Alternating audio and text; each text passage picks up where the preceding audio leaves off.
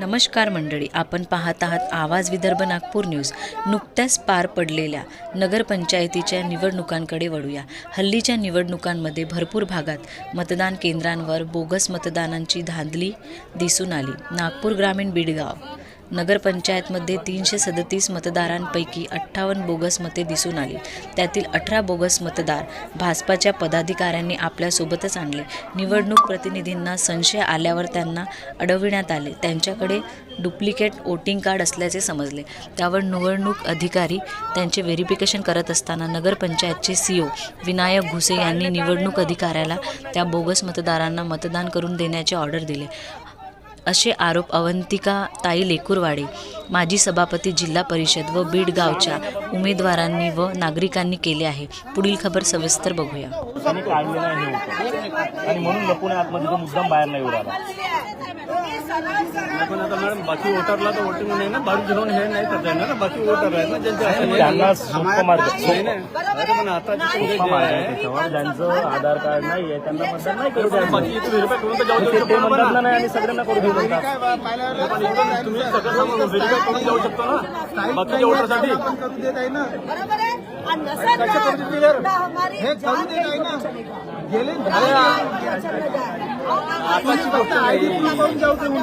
त्याच्या ना प्लॉट येतं ना घर येतं ना काही येतं, त्यांना दूर तुम्ही दूरून ना मॅडम, त्यांना थोडं दूर राहा म्हणा, ते शांत राहते आपोआप। हे चिल्लावू नका। ताई बोगस मतदान मला सांगा, पूर्ण इलेक्शन आमचं प्रभावित झालं आणि आम्ही मेहनत कायच्यासाठी करतो, आम्ही 5 वर्ष कामं कायच्यासाठी करतो की आहे ना बोगस मतदान निवडणूक लढवावी, त्याच्यासाठी आम्ही कामं करतो का? साधा यायच्या उमेदवाराला तोंडातून बोलता येत नाही, आमच्या उमेदवार पहा आणि तरी ते निवडून येतात बोगस मतदानाच्या आधारे। मॅडम बोगस मतदान थांबायला सांगा। अरे बोगसच होत करा करा अरेस्ट चालते, ओके देत नाही, बहुत गुन्हे आहे असे।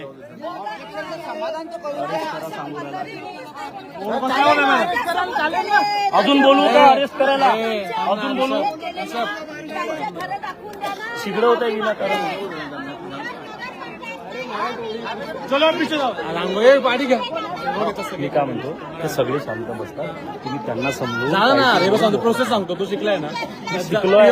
तुमच्या पोलिंग एजंटनी ना तुमच्या पोलिंग ऑप्शन नाही घेतलं ना, म्हणून तर त्यांचे फोन आले की काही आम्ही ऑब्जेक्शन घेऊन पण ते काही करू नाही राहिले, म्हणून प्रॉब्लेम आला। कमांडो बुलाओ, ते करू देऊ म्हणतात। अरे तू आम्हाला वाटलं त्यांच्या बाजूने बोलू का?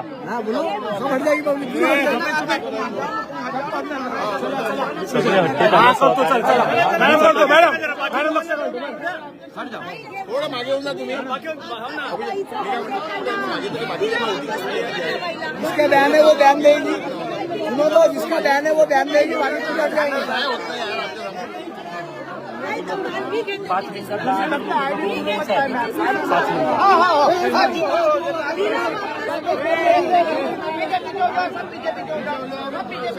मागं मागवा, मागं मागवा, थोडं मागवा।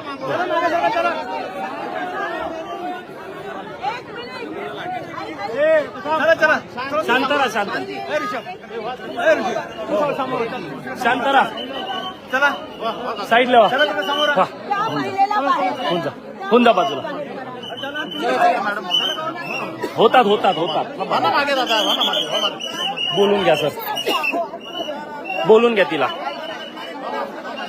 हो आतमध्ये गेल, कोणीच काही नाही करणार, त्यांना बाहेर तर काढा।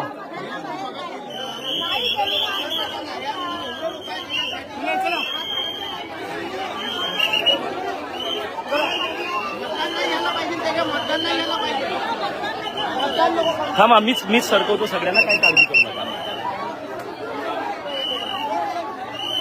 ईश्वर भाऊ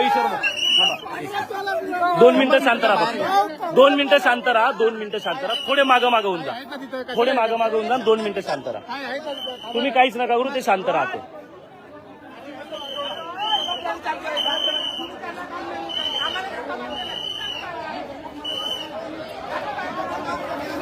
शांतरा शांतरा शांतरा म्हणा सगळ्यांना शांत.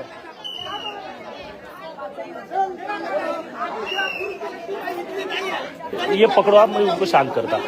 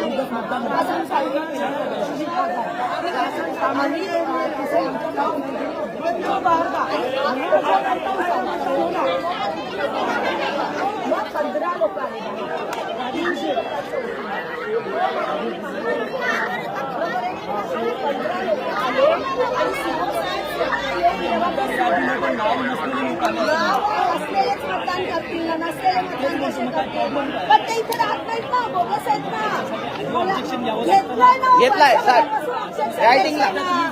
जर मला सांगा इथे तहसीलदार घेतले, इथे इलेक्शन ऑफिसर मतदान थांबवू शकत नाही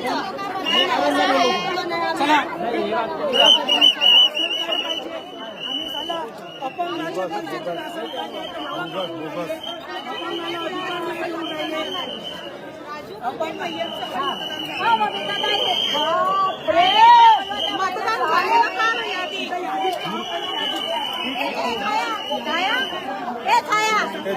ते बाई आणणारच आहे.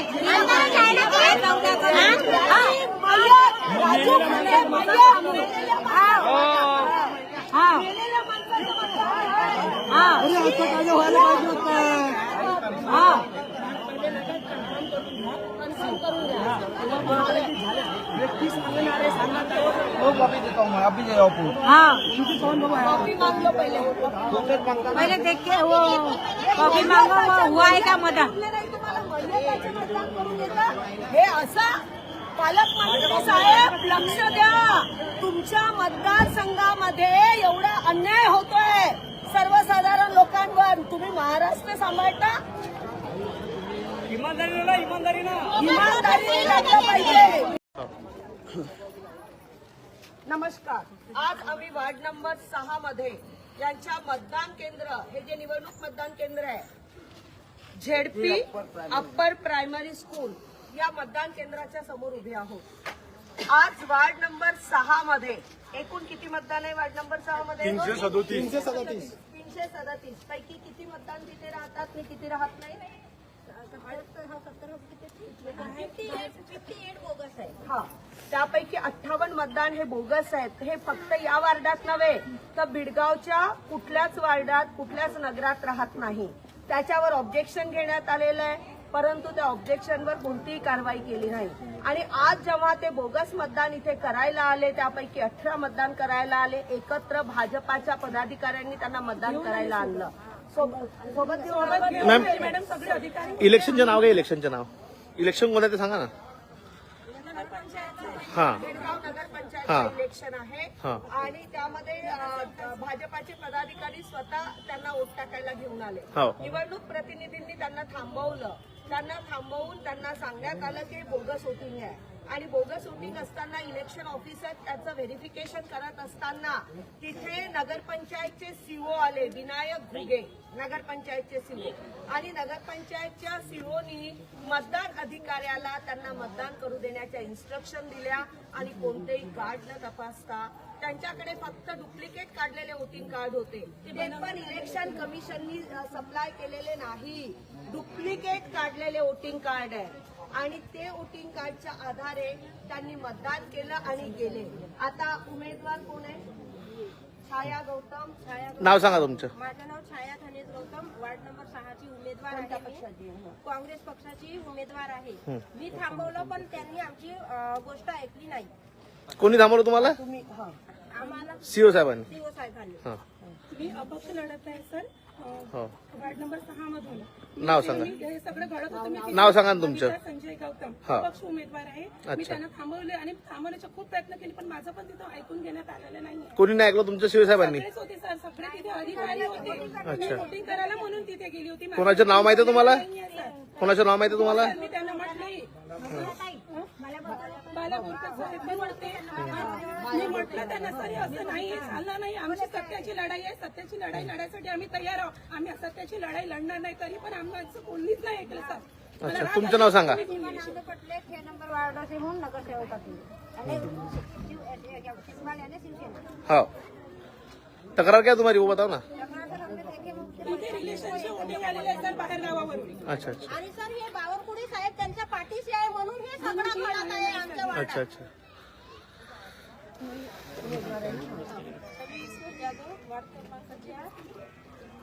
नगराध्यक्ष मी विकास वसंता बासे, नगराध्यक्ष म्हणून इथे झटपी upper primary school ward number 6 इथे खूप अतिप्रमाणात भेट झालेला आहे. तर याची दक्षता घेतलेली नाही अजूनपर्यंत आणि सीओ साहेबांनी इथे आतापर्यंत जे मतदान होऊन दिलेले आहे बोगस मतदान, तर याच्यावरती ऑब्जेक्शन त्यांनी घेतलेले नाही. और ऐसे बोगस वोटिंग करवाना है सर तो इलेक्शन ही क्यों करवाते? हम इलेक्शन सभी लोग को तो समर्थन समझते कि बीजेपी को वो समर्थन देने को हम लोग तैयार समर्थन है. देते हैं. अभी आज भी हाथ डालने को तैयार है सर हम. अगर बोलते तो रोक देंगे समाज के आने बिना इलेक्शन में आगे से इलेक्शन होते सर इथे. हे भाजपा जी आहे ती अशाच पद्धतीने इलेक्शन जिंकते. त्यांना इलेक्शन जिंकण्याचं दुसरा कुठलाच पर्याय नाही.